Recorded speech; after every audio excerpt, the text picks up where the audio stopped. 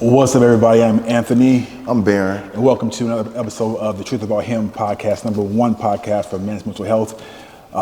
So we're back. We're back. So how was, as always, before we get into the episode, how was the week for you? Week was pretty good. I got a lot of stuff done, met a couple of goals, and so I feel very productive this week. So I got the energy going on. Same. What's good with you? Week was good? Week was good, man. It's the same, just really keeping what's in front of me. Yeah. And what's behind me, right? Absolutely. Like that's the goal. And coming into this week knowing that this topic we're talking about today is, I think it's a good one, right? I think it's a good one. I think that we're going to, it's a sensitive topic, but I think that, and it's a very subjective topic. Needed? But I think it's needed. Yeah. I think it's needed. It's needed. Yep. Yeah, it definitely is. So the topic today is, go ahead and tell them what the topic is. I'm going to be that guy. The topic today is, how does she make you feel like a man? Right.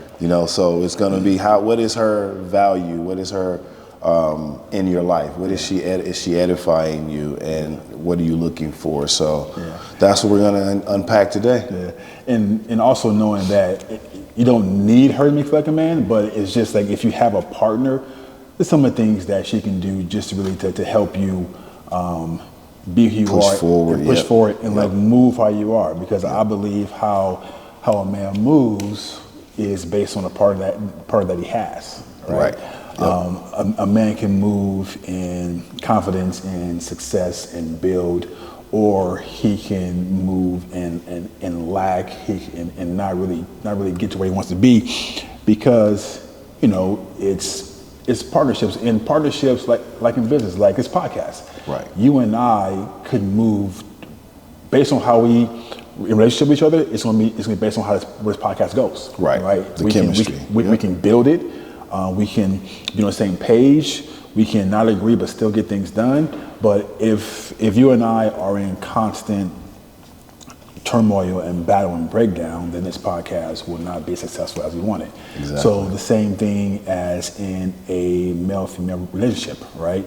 And really, we're going to touch on like what can she do to make you feel like a man, because I think that's important. Yeah. I think it's important for men to feel like men, and not the dominating, overbearing, but more loving and compassionate, and lead, because the last episode was about leadership, right? Right. And lead in a way where both partners can come along and complement each other and build and grow together, because two people building is much better than one person building. Right? It's a lot better. Right. You get more. You're always going to have more with two than you could with one. Yeah. So you make sure that right one is your one. Yeah. Right. So. And in this world, the gender roles are changing, right? Yes. But the importance for a man to feel respected and loved and feel masculine, I think it's still super important. Right? It's very much so. It's in our DNA to be, it's in our DNA to be men. We want to take care of our family. We want to take care of our significant others. We want to make sure that they lack or act or need anything. Yeah. Because for two reasons, and honestly, we as men, we think kind of singularly, like we think very basic in an essence. You have some men that want to take care of their significant other and their family because that's just the values that they were raised with. That's that's what they want to do. And then you have that other man, that insecure man that wants to take care of his significant other and family out of fear of, I don't want anyone else. I don't want another man taking care of my girl. I don't want another man giving my girl money. And that is their genesis of their feelings in response to taking care of their. It doesn't make it wrong. Doesn't make it right. I don't know. I'm not. We're not authorities on that. But I think whatever fuels you to do what's right, then that's good for you. Yeah. So So I always start off with a question. You and your questions. My questions. So what does it mean to feel like a man in today's world? You touched on it earlier, like gender roles are almost either balancing out or they're changing dramatically in 2024. So now you may have a stay-at-home dad that's, staying at home, taking care of the kids, picking them up from school, making dinner, doing things of that nature. Does that make him less of a man? Right. It really doesn't, because if we added so much value to the mother staying at home, being a stay-at-home mother, and that's her job, and we shouldn't degrade that, and that's very important, why shouldn't it be the same for these fathers that are like, you know what? I am going to do more. I'm going to take care of my family this way. I'm going to make sure they're emotionally stable this way, because the roles are changing now to where, you have stay-at-home jobs now. You can work from home. Then you have your significant other who's working and maybe is the quote-unquote breadwinner. Right. Those words are breadwinner. We're not even really using those words anymore in 2024 because we're in 2024. You need almost, in the state of California, you need a 50-50 to be comfortable. You need somebody to help you live your life. Back then you maybe didn't need that as much, but now prices are going up. Everything is going up except the pay. Right. It's going up increment, like really, really small. Slowly but surely. But gas prices go up $3 within a year, but it takes you 3 years to get your pay to reflect that. Yeah. So the pay scale doesn't match the rate of inflation. It does not. So you need two people, two incomes sometimes, and it's not necessarily breadwinner. It's your piece and my piece fits. Right. And if that fits, then you guys are one, and then you need to work out as a team now to support each other. If I know that if I'm listening to and I can pay attention to my spouse, and I see that he or she is not being fulfilled in maybe just picking the kids up from school, I'm not going to add on to that stress by telling them, you didn't do nothing all day today, so I figured you could do this. You're not doing anything. That's not the way to do it. That's that part of the topic that we're talking about is, how does she make you feel like a man? Is, how are you being spoken to? Right. How do you feel respected when she's speaking to you? Is she making a conscious effort? Do she even, there's certain ways you're not going to talk to somebody you respect. Yeah. So then you ask yourself this question: if I am being spoken to in a way that I deem disrespectful to me, does she even know that? And if she doesn't know that, because we're men, we have to take responsibility. Right. Have you been responsible in articulating that to her? Right. And if not, then that's what you should start. Now, at that point, if that same behavior continues after you've expressed your concerns on, I don't feel like the way you speak to me is disrespectful. For example, X, Y, Z, blah, blah, blah. And if the situation continues, then you have to ask yourself a bigger question about, does your spouse even respect you? Because my wife really only has to tell me one thing one time from if I was disrespectful in my tone, or if I could have done something better one time for it to actually sink into me, and say, well, you know what, I probably could have done that better. Maybe I did snap. My bad. That wasn't my intention. But it's those communications that you need to have in order to create a healthy relationship, and for that respect to be reciprocated. Yeah. Let's park here for a minute. Right. Put it in park. So on the respect thing, okay. Everybody views respect. It's different, right? It's subjective. It's subjective, person, right? Respect is different. And you talked about how your wife or girlfriend talks to you, right? And then you address it. So there's a saying out there that men would rather be respected than loved by their spouse, right? Or by their girlfriend. We'll take respect over love. And I don't believe you can have one without the other. Without the other, right? I think they're hand in hand. They're hand in hand. So if you love someone, you respect them. If you respect someone, you love them. So it's like the yin and yang, right? It's like they go together. So for example, me, right? If I was ever in a position where I was, in a position where I didn't feel respected by the person that I was sharing my life with, it was triggering, right? It was triggering, and the question was like, why am I not being respected when I do X, Y, Z, A, B, C, right? And doing that for years and questioning, and really, when someone gets triggered, they get upset, right? They get upset about what's going on because it's human emotion. Because they're being triggered by something that happened. So, in my self-discovery, and my learning and my growth, I learned that a person only treats you how you allow them to, or actually how you teach them to treat you. We teach people how to treat us. Exactly. Right?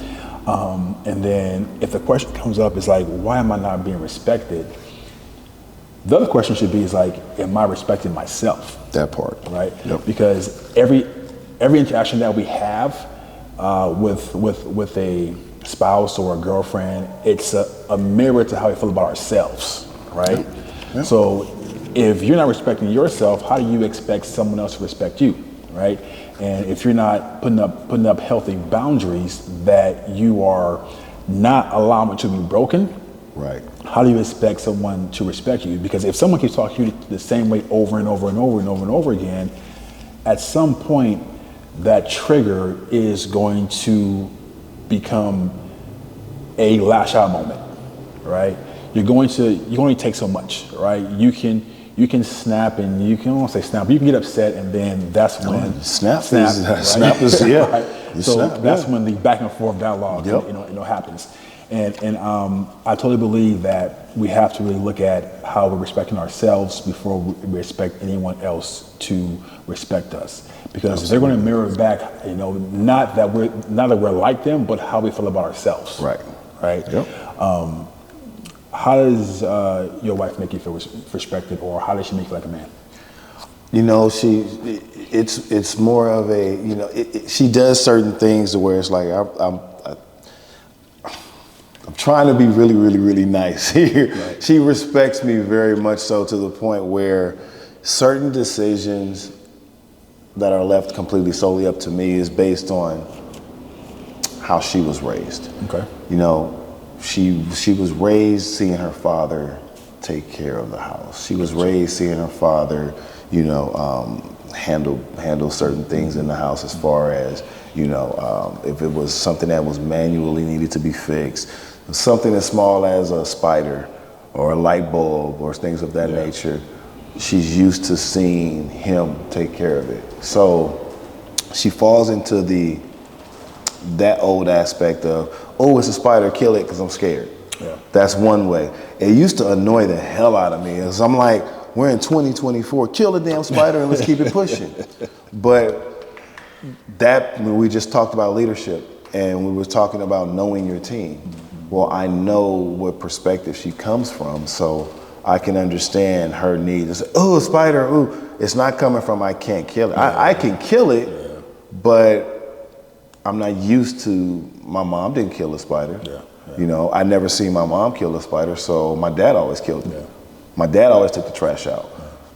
I don't think my wife's ever taken the trash out, ever. And when you ask her to take the trash out, it's very foreign to her. Mm-hmm. And so those are forms of, like, I see the respect, the subtle respect.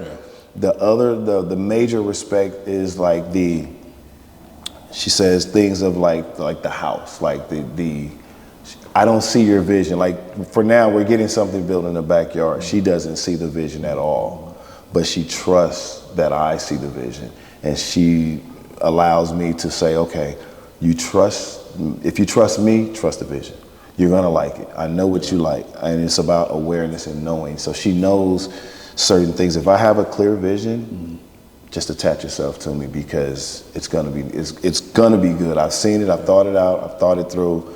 I'm not a person that just jumps on impulse. Yeah. So she knows that. So she respects that. She respects how I treat our kids.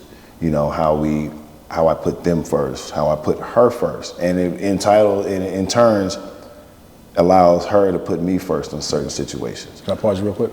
Absolutely. So if I'm not clocking, just please help redirect me, right? It seems to me that that's more of, and I should have been more specific in my question, that's more of like a gender role, right? How about emotionally? How does she feel like a man? Supports me. There's been times where I question myself. Okay. I've questioned, like, am I going in the right direction? Is this something I don't feel I'm being very successful in, or when I was, working in those 9 to 5s and I didn't feel like I was able to, I didn't feel like a leader. I didn't feel successful. Yeah. And it was her words of encouragement. It was either in a card, which I keep above my head in my bedroom. I keep all of her cards that she writes right above my head, right above my thought process. It's stuff like that. It's things of checking me. So let's just keep it a buck. I don't sleep very well. Yeah. I sleep well when she makes me sleep well. Right. And making me sleep well is checking me and telling me, I'm looking at you and you need to rest. Yeah. And her being vulnerable is I need you to rest for me. I need you to rest because I want you here for as long as I can have you. And if you're not resting, you're cheating yourself of that time that we could have in the future. Yeah. So I appreciate the checks and balances of things like that. So that's one way she respects and values me.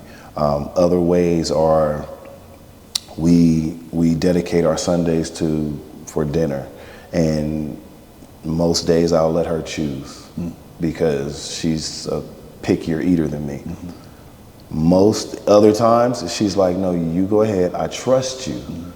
You go ahead and you do this because I trust your decision because A, you know me, right, and B, I trust you. Right. So there's multiple ways, and then when you've been together for so long, you see trust in different aspects. You see trust in the small things as opposed to some of the larger things. So when we were younger, she'd be quick to say no to a lot of things. I've never done it, so no, I'm not going to do it. And now she's more open to listening to different perspectives because she knows if I'm going to do this, if I'm going to be scared as hell, I'm going to be scared as hell with you. Yeah. And we're about building memories and building conversations because when you're with someone for a long period of time, let's just keep it a buck. You run out of shit to talk about. Yeah. So what are you going to do? You grow together, create more memories, learn together, educate each other, edify each other. So these are the things that's different levels to this. So and you really have to go through that honeymoon phase. And then you when everything is like, oh, it's Peachy King, I love him, she loves me, we love each other, we're gonna spend each other with each other for the rest of our lives, and it's a beautiful thing. And then you go through that other phase where it's like, I can't stand this situation. I can't stand this. Like, why did I get married? Part 1, 2, and 3. So it's like, but you have to fight through that. And then you get to the other side, which is that side of now I understand her totally of who she is. I appreciate who she is. I appreciate her traits. I appreciate her positive energy. When her negative energy comes, I know where it's coming from, so it's easier for me to move on from it because those negative energies are coming from probably a place of fear. But we can talk about it now as opposed to just tuning out, so it's growth. Yeah. It's growth. And if you don't grow with each other, you'll grow apart from each other. Right. So I think that separates that phase 2 from that phase 3. Yeah. Are both parties willing to grow together? Because marriage is hard as hell. It's the hardest job you'll ever have. And I say that to her all the time. And it's not that our marriage is bad or hard as hell, but it's a roller coaster. It's life. You're gonna go through life where maybe you guys wanna do something together, and because you have to take care of something else, financially you're not able to do it. So that's a low part of, that's the low part. Or you may have had a bad day at work and then you snap when you come home because you're comfortable at home, and it could be the small subtle thing that just makes you snap. Yeah. And can you come back from that? You know, can you come back? How many times do those things happen? Like if these things are happening all the time, that's a problem. You said something that I wanted to touch on. Marriage is hard, you know, believe me, you know. As hell. As hell. Yeah. So I don't think that roller coasters are healthy and natural, because again, extreme high, extreme low, right? And on natural progression, you have your peaks and valleys, right? Peaks and valleys. And to you, what's the difference between, because you mentioned negative energy and then being toxic? Because there's a difference, right? And if you can see that now, articulate it, share that with me.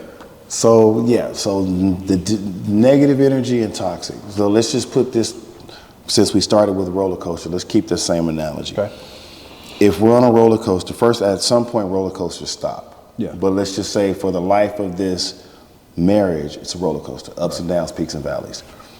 If I'm on a roller coaster and then this is happening, am I on that roller coaster with someone that's gonna say, ooh, wow, here it comes, brace yourself, I know this drop is coming, brace yourself, we're both about to be scared as hell, it's coming, here it comes, brace yourself? Or are you that person that say, you got it, or don't even tell them, you see it coming, but you don't even tell them that the loop is coming. You just along on a ride and you're just like, I'm married, you know, it's whatever, and we hit this roller coaster, you don't acknowledge it. So the difference, I would say, is the person who you're riding a roller coaster with.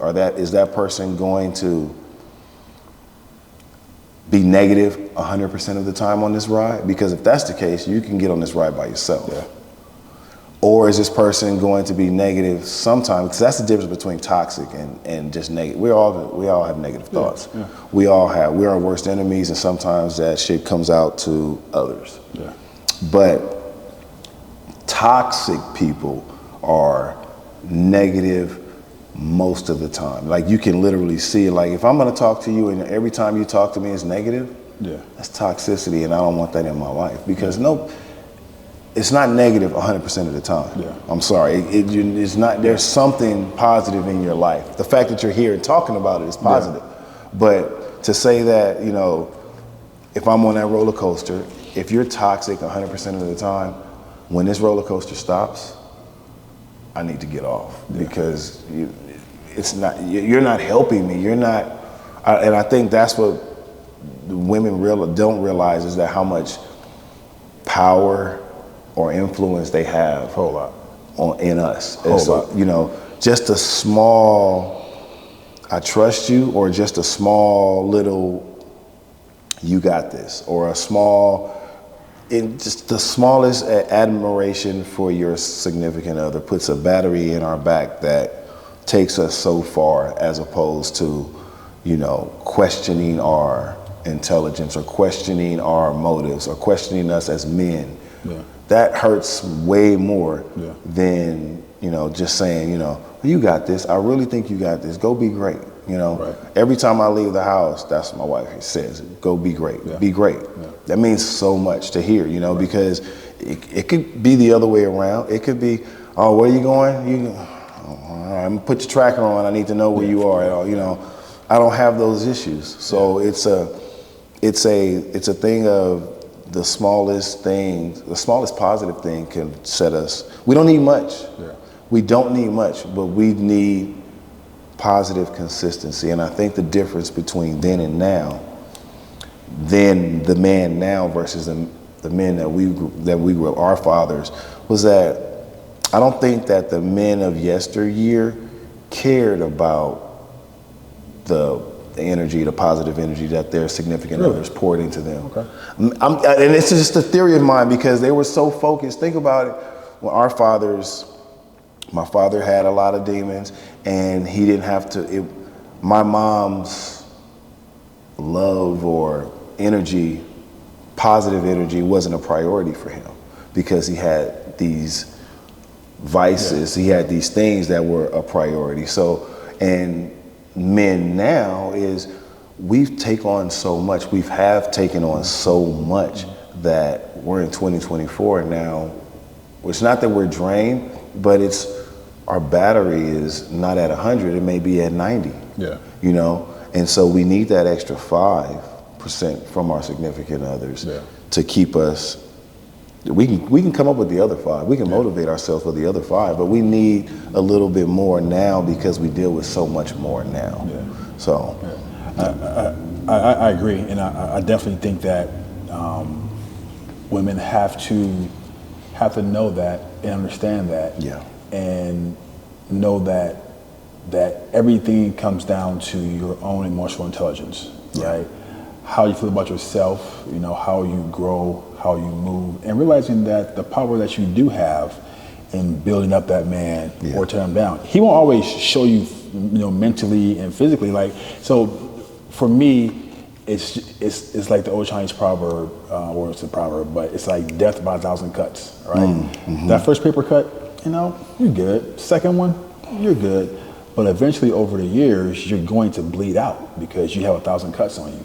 Right. And those cuts are the mouth, right? What's being said to us, you know, because we take all that in. If your wife or your girlfriend told you, you know what, you ain't a man, right?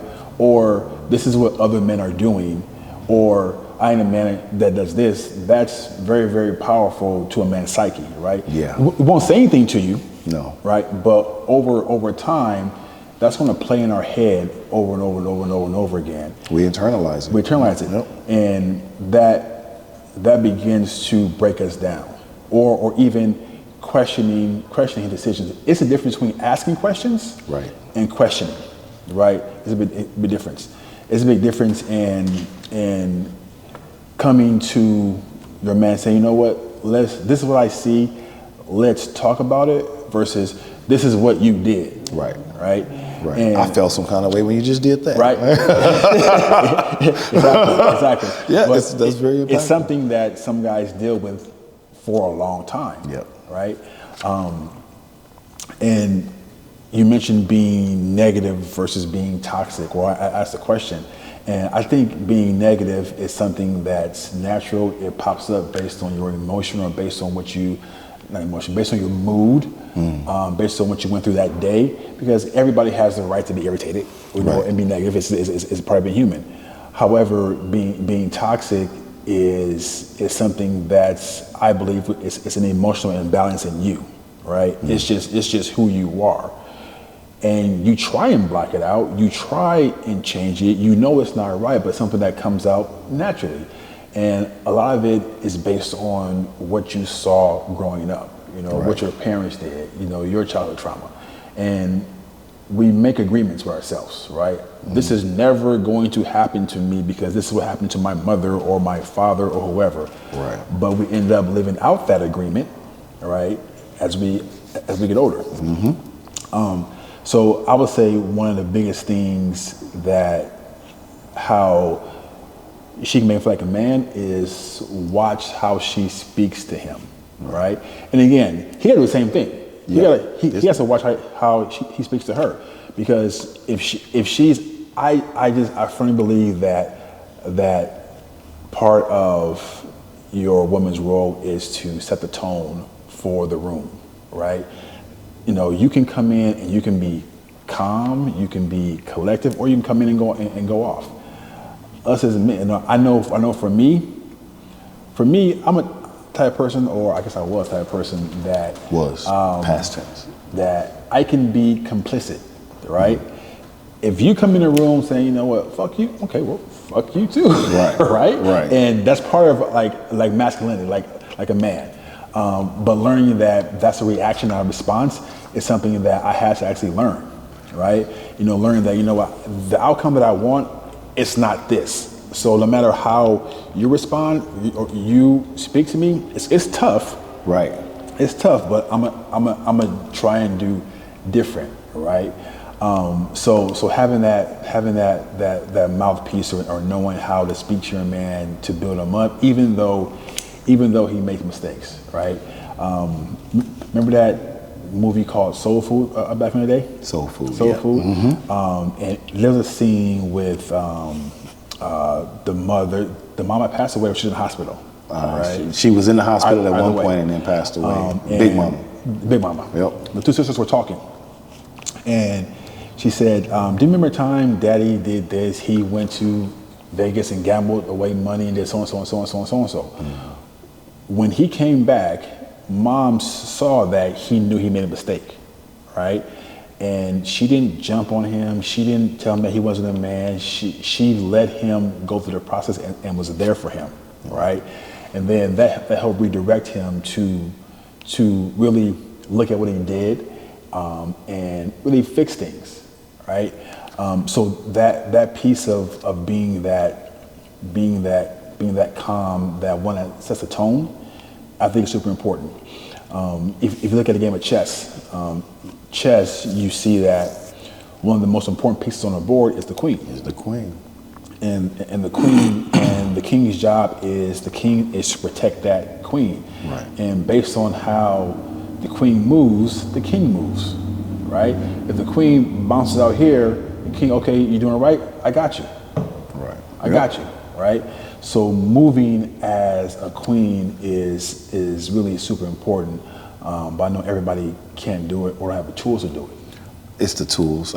You know what? It could be the tools. It could also be the acceptance or the application of the tools. I used to be that way too. Like I used to just be reactionary to people's comments until I wouldn't call him a mentor of such, but he was just a person who I really looked up to, and it was where I wanted to be. But we didn't really articulate a whole bunch of conversations. But one thing he did mention to me that always stuck to me was, be careful in your conversations to either ask yourself this question: do you want to be the thermostat or the thermometer? Right. You know, and I was like, they both deal with heat. Like it's just like what is the point of that? Right. He said, do you control the temperature or do you dictate the temperature? Mm-hmm. So you know, if someone is coming at you hot, I mean, you know, if you they call it de-escalate the situation by staying calm, it's kind of hard for that person to go to 10 if you refuse to go to 10 with them. Yeah. It's rare, but for the most part, it's hard for them to, you know, pop off like that. So I use that like when I come into negative situations, whether it be at home or whether it be in outside of the house. It's like, okay, do I want to entertain the bullshit? Yeah. Or do I want to keep a calm and level head? Mm-hmm. And sometimes I just, you know, all right, it is what it is. Whatever is up, whatever we're gonna do, we're gonna do. Mm-hmm. But most times it's more like, I don't want to deal with that. A, because I have too much to lose. Yeah. B, if I'm with my son, he's seeing it. Mm-hmm. And you know that old adage, never argue with a fool. Right. Because from far away. You should become one. Yep. So you don't know who the fool is. Yeah. So I try to make sure that if I'm in a situation that requires me to get hostile or act a certain way, I have to make sure that these are the things that I think about before I react. Yeah. You know, can I come back from it? Yeah. Who's watching? Right. And how hurtful do I really want to be in the situation? Yeah. Because I can be very, very slick with my words. I can really be very slick, and it's not a good thing, but it happens. So I do that, and then I lead by example. Yeah. You know, you have to always lead by example because, like you said, how you respond to people, and is how people respond to you. How you treat yourself is how people treat you. So if I'm not going to argue with you and call you demeaning names because I love and respect you. They go hand in hand. And B, I don't want nobody else outside to see that. Like there's certain things I would never call certain people that are close to me out of respect. Yeah. Flip side to that is the expectations are the same. Yeah. So it's just how you treat people. Yeah. You know, you treat people how you want to be treated. Yeah. Or you treat people not even how you want to be treated. I treat people how I wanted someone to treat my mother. Yeah. You know, that's just how that goes. It makes it so simple for me now. Like before it was like cloudy, like I treated people accordingly how they came to me. Yeah. Now it's more of I treat people how I want them to treat my mother. Yeah. And that makes it a super simple. It puts everything in a clear perspective for me moving forward. Yeah. But then again, that comes with growth. Yeah. That comes with knowing who you are as a person and knowing your triggers and managing those triggers. So I do think that as the wife is the tone setter, that's a responsibility that she carries in everywhere she goes. However, that wife also needs to understand that that man is also the one that's put up in the forefront. Yeah. You know, that's the face of the company. Right. So you got to support the face of the company by any means necessary, because when the face of the company is successful, everybody's successful within the company. Yeah. So, you know, if you want to make sure you get, if we were in a successful business and they didn't give bonuses, there's something wrong with that. Like, why wouldn't, where's our bonus? The company made billions of dollars. Everybody should eat from that point. So it's just from that perspective, if you do it with that intention and it starts from the top to the bottom, because if you're disrespecting your wife and demanding respect, that math ain't mathing at all. Right. So you always say it starts with us. Yeah. So, you know, that's just, I believe that it starts with us, and how we treat others is how we should demand and almost expect to be treated. Yeah, yeah. I think a good partner, a good wife, is good counsel. Yes. Right. Somebody that you can go to with your surface level stuff and your deepest, darkest. Right. Because everybody has both. Right. And it comes down to trust. You know, can I trust you essentially with my life? If I say this, if I expose this to you, can I trust that it's going to stay here? But the biggest thing is that, is it going to be used against me once we get into a disagreement? Right. And a lot of times that stuff is weaponized. Right. It's weaponized and used against us, and that's crushing for a man. Right. Especially if if this is a situation you discussed with her and you were vulnerable, let's just say 2 years ago. Yeah. And 2 years later, you bring that up in a harmful manner. Right.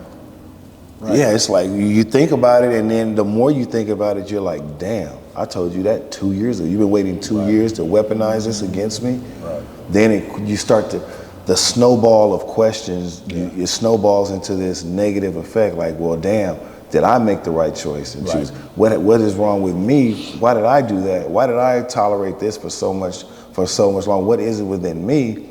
And that's not necessarily the case either, but these are the questions that we tend to ask ourselves when something like that, no matter how big or small happens, we internalize it and we add to it ourselves. So that is something that, like, it's very critical how you speak to other people.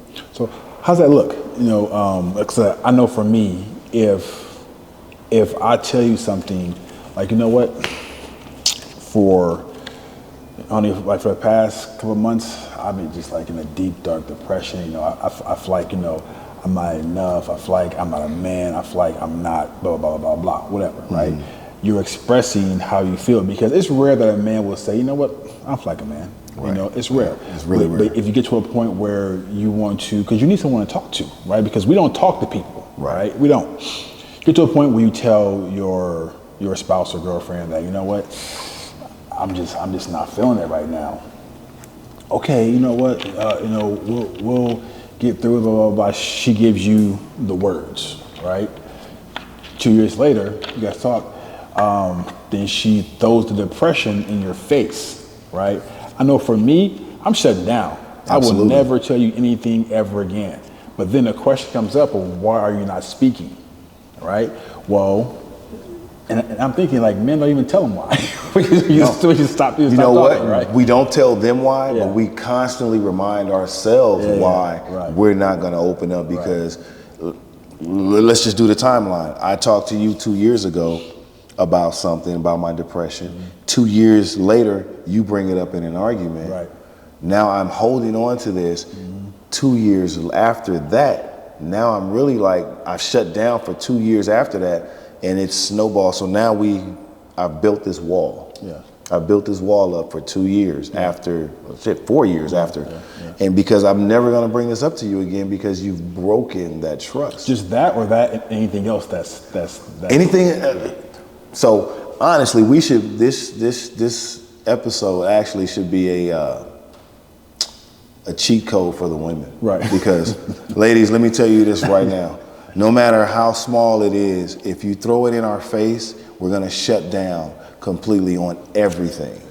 So it's just, this is a little tidbit of information. If you don't hear nothing else, be careful how you speak to your spouse. Be careful how you listen to your spouse.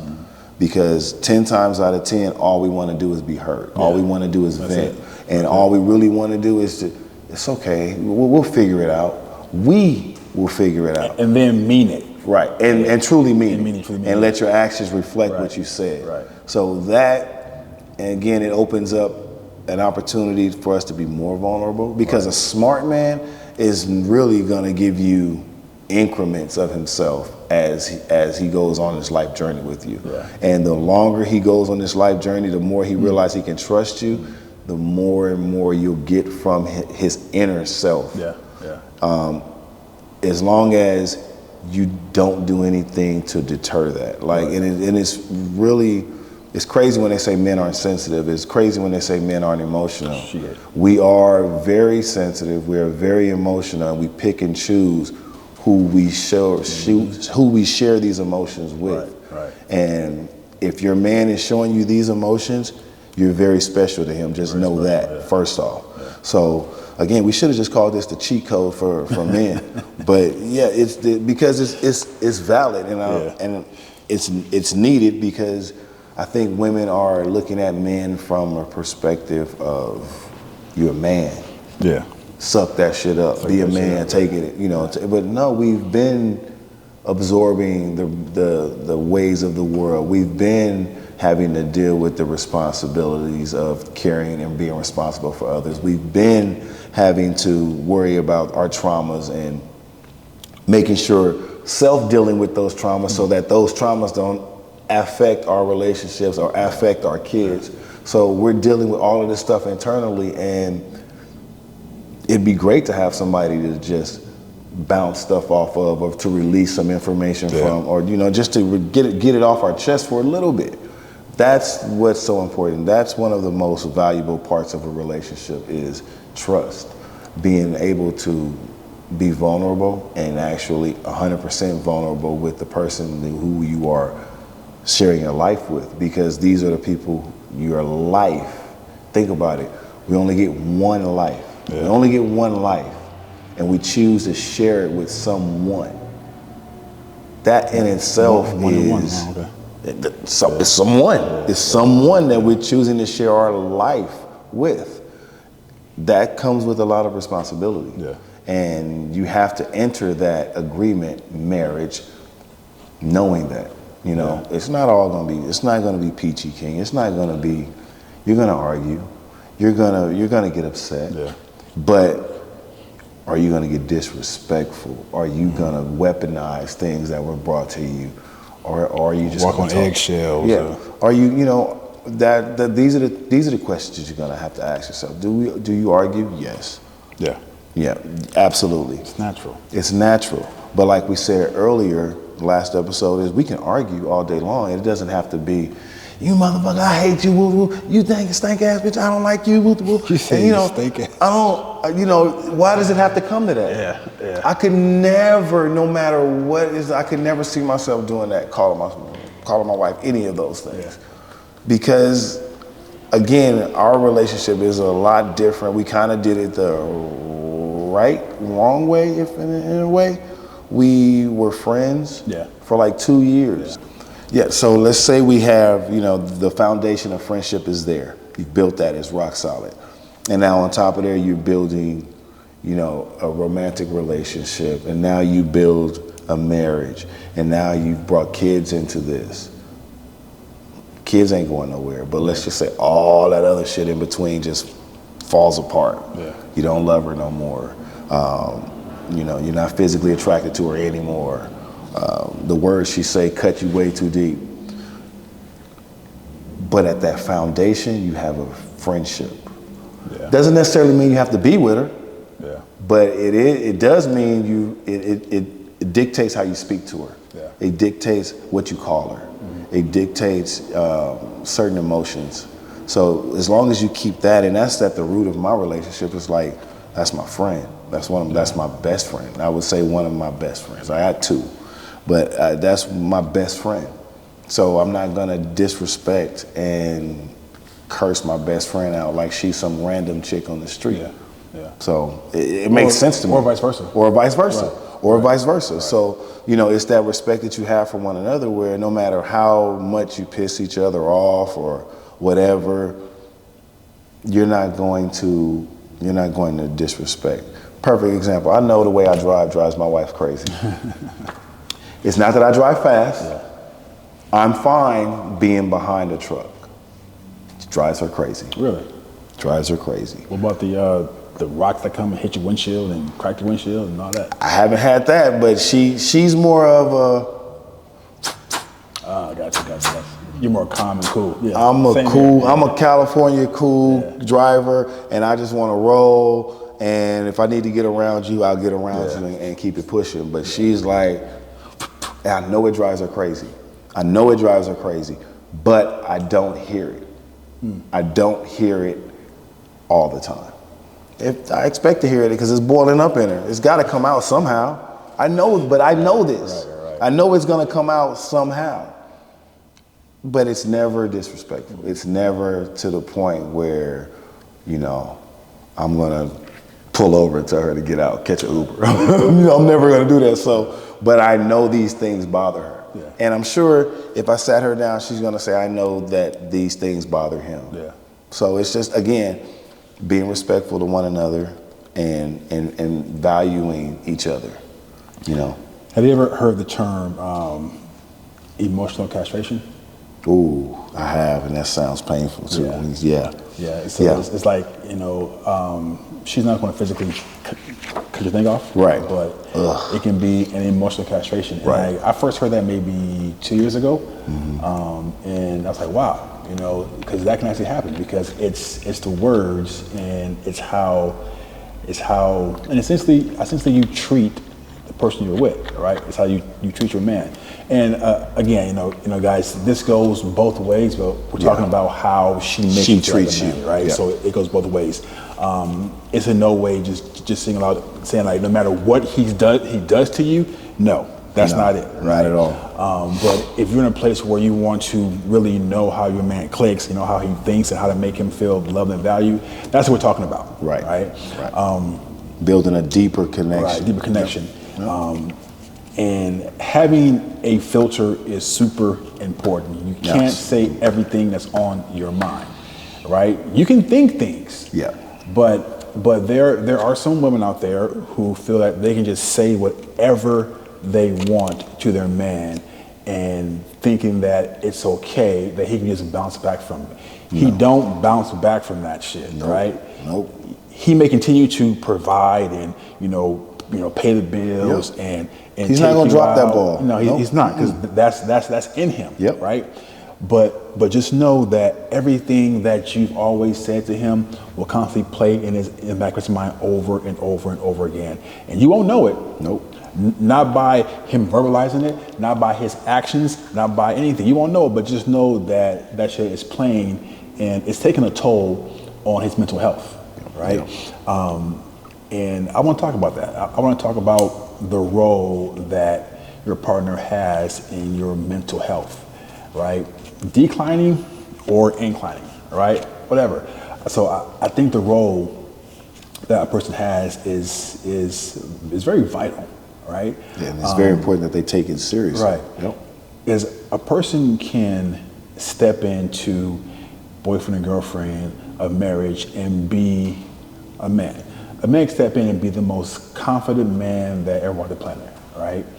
And he can get with a woman that he loves, that he cherishes, that he wants to build with.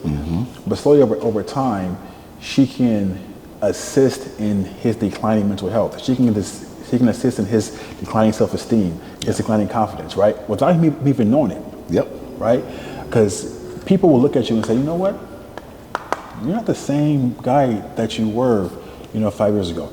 You're not supposed to be the same guy, but you're supposed to elevate. Not decline. Right?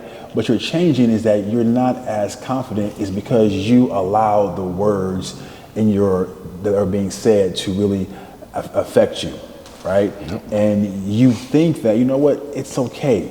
It's normal to have issues, with my girlfriend. It's normal to have issues in a marriage. This stuff is normal. Mm-hmm. But if something is taking effect on you negatively, that's not normal. Right? No, it's not. You can't normalize that shit. Nope. Right? You have to, one, realize it and then work on things. You know what? This is how I feel. Can we work on it and do better? Can we both get some help? Because we're a team, right?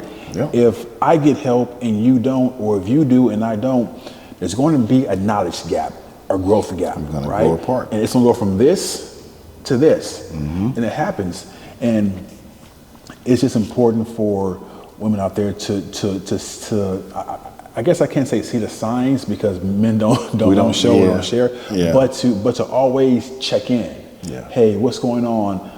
Or if you make the choice, not a mistake, but choice to say something to your man that you shouldn't, and know that, you know what, it's one thing to know that what you said wasn't right, or to know that, you know what, it was right, but if it's not, speak up and talk about it. Right? Because the common thing now in social media across the board is that women don't take accountability for anything. All right? So take on that. I can only go off of personal experiences. Right. When me and my wife we were younger, she would question, not everything that I do, but she would question a lot of moves that we would make. Question or ask questions? Question every move that I would make. Like, why are we doing this? Why did you go this way? Why didn't I do this? Or why did, why? So, and this was earlier on, and I was like, it started to set in me like, okay, if I do this, I'm gonna be questioned about this. If I do this, it made me be more thorough in my quote unquote decision making. I would procrastinate actually because I was too concerned about being questioned. And so I had to articulate that to my wife. And I was like, I don't mind the questions because I like a person, and I like my significant other to A, have a mind of their own, right. B, to challenge me at times. But when it's consistent and I start to question myself, then there is the underlying problem. And because I value your opinion so much, your opinion weighs on me. So if I value your opinion, I need to express to myself and to you how your opinion is making me feel. Right. So I would tell her, I was like, you're questioning me a lot where I'm starting to question myself. I don't like that feeling. So I need you to not necessarily fall back, but let's just rephrase how we, just learn, I'm teaching you how to talk to me. Yeah, it's just language. Okay. It's just language. Yeah. And now it's like, it's more of a, we're gonna go do this, we're gonna do X, Y, Z, and we're gonna do that. Yeah. I know that, I know you get cold, so bring a jacket. Stuff like that. Yeah. So that takes care of a lot of situations, and we're a lot better for it. Right. Being better communicators. So I would say that what they say plays a part in us, but we have to, like you said, show them how to speak to us. So it's just like a love language. Yeah. Because some guys like that. Some guys like to be talked to crazy. It shows that they love me or whatever. No. And then some guys they want those yes women. They want those, they want those whatever you like. So that's what I used to, well, where you want to go? Whatever you like. Right. What kind of movie you want to go see? Right. Whatever you like. I can't stand those kind of women. I don't like them. I like one that's, I don't like those. I don't like, have your own mind, have your own everything. Have your own mindset so that when I come to it, I come with this perspective, you come from a very similar perspective, and then we coincide, we make it great, and we go be great together. Right. So I think that's where we're at with that. I kind of like having my teammate to be, if I'm Jordan, she's Pippen, or I'm sorry, if I'm Jordan, she's Kobe. So, Right. you know, so we make it work. My strengths are her weaknesses, and vice versa. Yeah. So we complement each other. So I think that's a great thing to have, and it's a great thing to develop over time. Yeah. Like, the journey is great. Like, I'm enjoying the journey, you know. So I think that is the fun part at this point right now. Yeah. Because we can joke a lot and we can, you know, talk crazy, but at the same time, it's because we know each other. Right. You know. Yeah, I saw a post on social media. It said people underestimate the power of having a friendship before a relationship. Right. That's super rare. You know, people don't do that. They jump in and they become instantly, you know, we're a couple. Right. And I think that you don't learn each other, you don't know about each other, and you don't expose, you know, who you are because you're on your best behavior, right? You're auditioning. Yeah. Right? And I also believe that people in the beginning, you know, you see stuff, right? But you ignore the red flags because you think as a man you can fix it. Yeah. You know, I can fix that. I can do that. Or I can tolerate that. I can tolerate It's not that bad. It's not. Yeah. But you can only do it for so long because it's going to start weighing on you, right? Yep. And if it's like you're hustling backwards. You take one step forward, two back. Yep. One step forward, two back. And no matter how pretty she is, no matter how good the sex is, no matter how good everything is, it all fails in comparison to the way that she treats you. Yeah. And that's what men go through, right? It's like we either going to sit in it and get sick and die, or create some boundaries, right? And people think that boundaries are standing up to, you know, like Baron, you know, my boundary is you don't treat me like that, you know, you better stop and leave me alone. But boundaries is like not trying to control what they do, but you control what you do, right? Okay, because you're yelling and you're screaming and you're calling me names, I'm gonna pull back, right? Step back, and we ain't gonna talk. I'm done, right? So it's really all in the language, because language is so important, and the emotional support, right? I tell myself, it's like, you know what, it will be amazing. I think that people can have partnerships. People can, a man can be the provider, right? And the woman can, can provide a home, be a homemaker, right?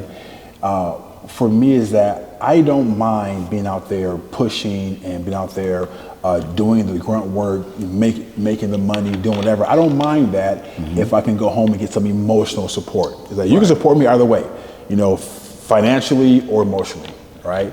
So I think just looking at the way that we talk and listening to our responses, the response that we get back is important. Yeah, definitely. And it's just like you said, how you speak to someone, and respecter of self, as well as showing others how you want to be treated by treating them in kind. Right. So, and that just goes to, in general, all your relationships, whether they're business relationships or personal relationships, all of it goes, they play hand in hand, because in the business world, it's the same way. You build relationships on how you speak to people. Right. Nobody wants to do business with an asshole. Nobody wants to do business with someone that's going to degrade them or belittle them. Yeah. So it's the same way. Nobody wants to be in a relationship long term. Yeah. Because that's what I think. Can we agree that that's what we look for in relationships? Is we don't want anything, especially in our age group. Yeah. We're not looking for, quick little flings. We've been there, done that, right. We're looking for something substantial. So why not set your standards higher than you would with someone who you just met somewhere in a club or something? Yeah. So value yourself and value the relationships that you want to protect and nourish, because those relationships that you really want, you cultivate those. Yeah. Just like you would do in a garden. Yeah.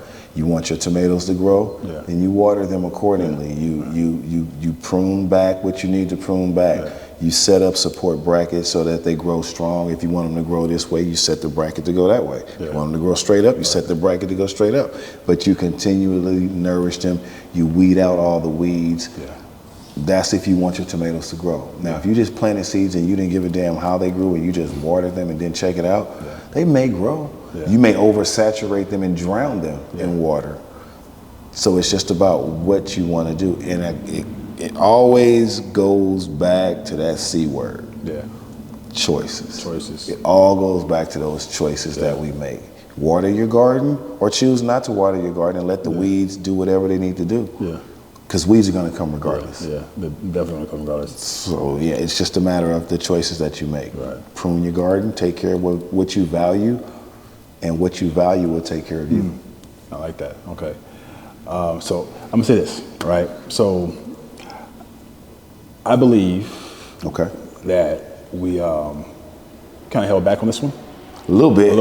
We're gonna either do a part 2 or be more detailed in the Patreon. All right.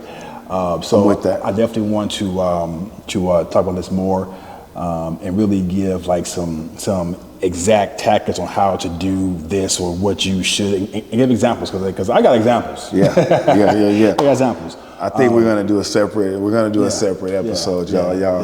We need to. We held back a lot. We did. But I hope we were informative. It was definitely informative. But just trying. I think at times, as men, we want to protect, and not. I guess I say expose or really just make sure that we're doing the right thing. But at the same time, we need to talk to people and be real and say, hey, this is what we went through or I went through, and this is what to look out for, right? Because if we give them the tools that it takes to be successful, I think that we're doing our job, right? But for now, we'll pause. And then we'll continue. So part 2 will be coming part soon. 2. So thank you guys for watching the podcast. And, appreciate you guys. As always, look at the description. We have a lot of goodies down there. And if you know a man or someone that loves them that can benefit from this podcast, please share, please comment, and we'll see you guys soon. Next episode of Truth About Him. Bye-bye.